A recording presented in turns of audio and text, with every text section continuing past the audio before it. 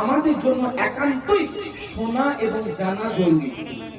আল্লাহ পাক কি বলে, যখন তোমাদের কোন কাফের মুশরিকদের সঙ্গে মোকাবিলা হবে, মনে রাখবেন মোকাবিলা মানে শুধু যুদ্ধ নয়, মোকাবিলা মানে তলোয়ার নিয়ে বের হওয়ার নাম নয়।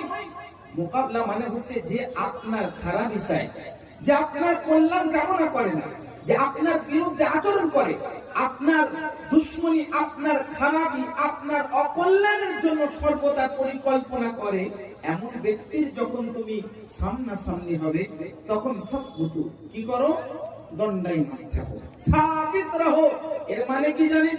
ফাসবুতু এই শব্দের অর্থ হয়, একটি অর্থ ফাসবুতু আলা তাআহ, অর্থাৎ তোমরা আল্লাহর ইতাআতের উপরে দণ্ডায়মান থাকো। বলুন সুবহানাল্লাহ।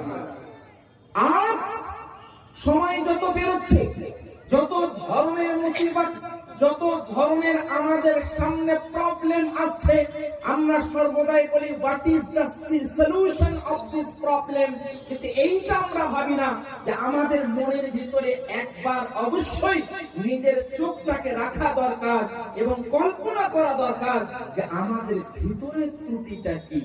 What is reason in your heart, তোমাদের ভিতরের অন্তরে কোন জিনিসটার কারণে এই ধরনের সমস্যার সম্মুখীন হলাম, এইটা কিন্তু আমরা ভাবি না। কোরআন আমাদের বলে ফাসবুতু, তাফসীর আমাদের বলে আলা তাআহ, অর্থাৎ ইতাআতের উপরে, আল্লাহর আনুগত্যের উপরে তোমরা দণ্ডায়মান থাকো। তারপরে আল্লাহ পাক বলেন ওয়াজকুরুল্লাহ কাসীরা, আল্লাহ পাক রব্বুল আলামিনের বেশি বেশি জিকির করো। বেশি বেশি জিকির করলে কি হবে? তোমরা কামিয়াব হবে আর দুশমন শক্তিরা তোমাদের কাছ থেকে বিমুখ হয়ে যাবে।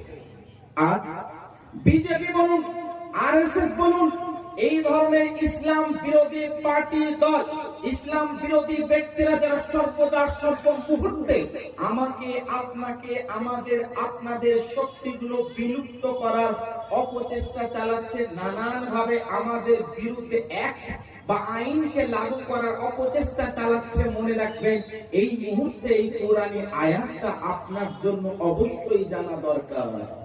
আল্লাহ পাক বলেন وَأَطِيعُوا اللَّهَ وَأَطِيعُوا الرَّسُولَ وَلَا تَنَازَعُوا فَتَفْشَلُوا فَتَذْهَبَ رِيحُكُمْ وَاصْبِرُوا।